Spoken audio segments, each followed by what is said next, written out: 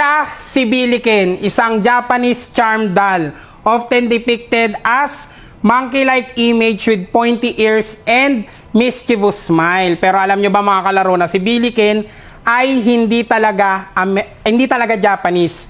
No, kasi ang gumawa sa kanya is si Florence Perch.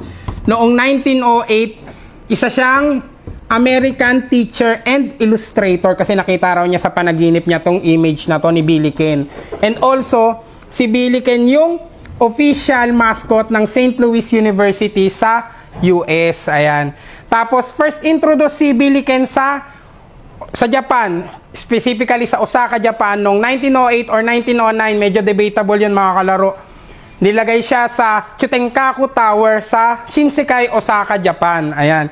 Nandoon din yung pinaka-famous na image ni Billiken. Ayan, tapos pinaniniwalaan na pag hinimas-himas mo yung paa niya sa umaga, magbibigay siya ng good fortune sa'yo maghapon. Tapos yung smile niya, nire-represent is compassion and wealth, while yung sitting position naman niya is nagre-represent ng freedom. Ayan, mga kalaro Ito si Billiken, lagi lang itong nasa likod namin, no? May kita niya, lalo na ngayon nagbago kami ng setup. May kita niyo to lagi si Billiken sa likod namin, sa mga videos namin. Ayan, so kung interesado kayo kay Billiken, no? Pag-PM lang kayo sa page mga kalaro, no? Yan, lagi siya nandiyan dyan. Maraming salamat, syempre.